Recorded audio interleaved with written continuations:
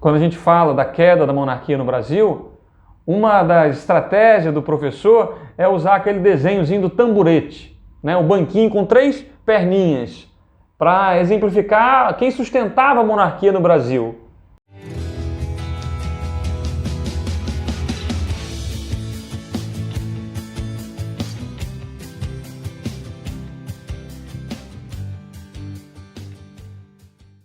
Nós somos saraivada de história. Que bom que você veio! Estamos aqui hoje para mais uma aula, e a aula de hoje vai ser sobre a Proclamação da República. O Brasil foi monarquia desde o momento de sua independência, em 1822, até a Proclamação da República, em 1889. Nos últimos anos da monarquia, aliás, nos últimos 49 anos da monarquia, o Brasil foi governado por Dom Pedro II, que é a pessoa que mais tempo governou o nosso país, que mais tempo esteve à frente dos destinos da nação. Não podemos negar a habilidade política de Dom Pedro II, mas também ele foi beneficiado pelo fato do Brasil viver a grande prosperidade, o grande boom do café, que era conhecido como ouro negro. No entanto, nas últimas décadas, a monarquia já começa a ficar cambaleante ou sonolenta, como nessa charge.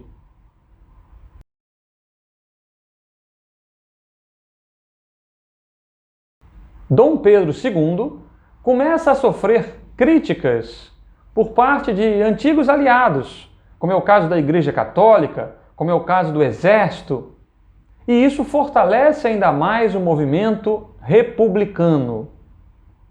Quando a gente fala da queda da monarquia no Brasil, uma das estratégias do professor é usar aquele desenhozinho do tamborete, né? O banquinho com 3 perninhas, para exemplificar quem sustentava a monarquia no Brasil, né?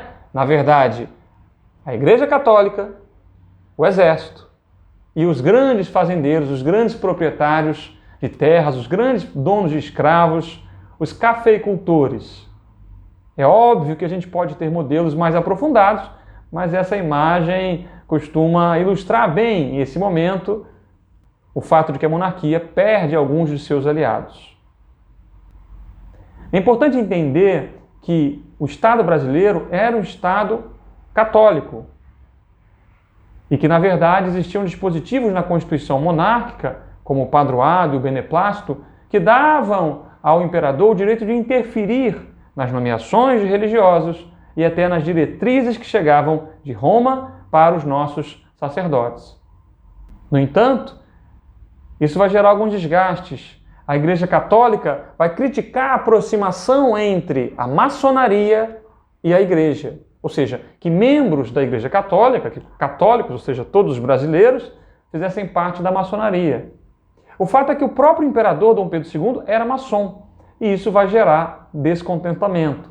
Então ele veta essa lei, ou seja, no Brasil você pode ser católico e maçom, o que obviamente vai gerar insatisfação por parte de alguns bispos que queriam seguir as orientações da igreja, né? Então Dom Vidal e Dom Macedo são bispos que defendem a ruptura com a maçonaria e que são punidos, e que são criticados, e que sofrem sanções por parte do governo. Então, um dos pezinhos de sustentação do governo imperial já se rompe.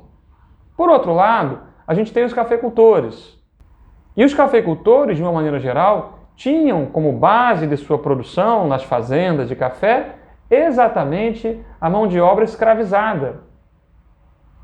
E há um processo em curso para o fim da escravidão no Brasil, sofrendo pressões de movimentos abolicionistas e até internacionais, seja por questões humanitárias, seja por interesses econômicos. Alguns países pressionavam o Brasil para acabar com a escravidão. Pensando talvez no mercado consumidor que iria se oferecer caso os escravizados se tornassem assalariados.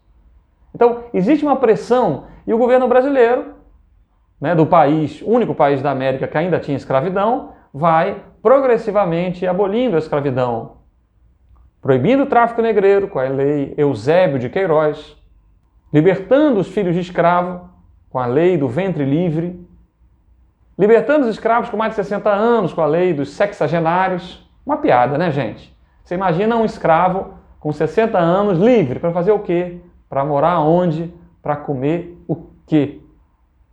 É como você pegar um cachorro que já não serve mais para fazer a guarda da tua casa e jogar na rua. Como diria a música do Eduardo Duzec, dos anos 80, troque seu cachorro por uma criança pobre. Nada contra os cachorros, hein? Só estou dizendo que a gente muitas vezes esquece que tem pessoas precisando da gente. E os animais também. O movimento que progressivamente vai libertando os escravos, que vai culminar com a Lei Áurea, a lei aprovada pela princesa Isabel. E isso gera um incômodo dos cafeicultores, dos escravocratas, que queriam indenização, que queriam ressarcimento pelo que eles investiram, pelo que eles gastaram comprando escravos. E isso não vai ser feito por parte do governo. E já existia um movimento republicano com várias vertentes, desde aqueles que defendiam uma ruptura mais radical, com uma república de fato, dando participação a todas as pessoas, como aqueles que queriam apenas a transição da monarquia para a república sem maiores riscos, sem maiores problemas. Esse movimento republicano, ele leva, por exemplo, à publicação do Manifesto Republicano, em 1870. 3 anos depois, a fundação do Partido Republicano Paulista. Grande parte dessas ideias republicanas eram inspiradas na ideologia positivista. O positivismo de Augusto Comte falava que deveria haver evolução, deveria haver progresso e que uma nova ordem traria progresso. Reconheceram? Ordem e progresso? Até que ponto cabe às Forças Armadas manter a ordem? Quem dá o start? Quem dá o comando? Quem direciona o momento em que os tanques têm que ir para a rua? Naquele momento, final do século XIX, militares de alta patente, como Sena Madureira, Cunha Matos, fazem críticas ao governo e são punidos. E isso vai alimentando cada vez mais um movimento contra a monarquia. Os republicanos, que queriam uma transição mais pacífica, vão procurar o Marechal Deodoro da Fonseca, que por sinal era amigo do imperador, a fim de que ele pudesse liderar esse movimento e que houvesse uma transição mais harmoniosa, uma transição mais tranquila para a República. E então, convencido, o Marechal Deodoro da Fonseca vai ser esse personagem que vai proclamar a República. E o Brasil República tem algumas novidades. O Brasil é república, presidencialista, federativa, estabelece o voto universal, o sufrágio universal, masculino e feminino, não mais o voto censitário, não mais o voto vinculado à renda. E esse Brasil republicano também traz, pelo menos em tese, um Estado laico, um Estado sem religião. O Marechal Deodoro da Fonseca foi nomeado presidente, primeiro presidente do Brasil, primeiro de forma interina e depois, de forma definitiva. Na sequência, governa o Brasil também Marechal Floriano Peixoto. Por isso, esse primeiro momento da nossa República é chamado de República da Espada. É só o terceiro presidente brasileiro, o cafeicultor paulista Prudente de Moraes, que inaugura a fase em que o nosso país é governado por civis. E terminamos com uma reflexão. Qual é o lugar dos militares? Enquanto militares, não enquanto cidadãos. Já que como cidadãos, quaisquer um de nós, independente da sua atividade profissional, pode exercer direitos políticos. Mas usando o espaço de trabalho, usando a farda, usando os quartéis, qual é o lugar dos militares? Gostou da aula? Curta, compartilhe, divulgue.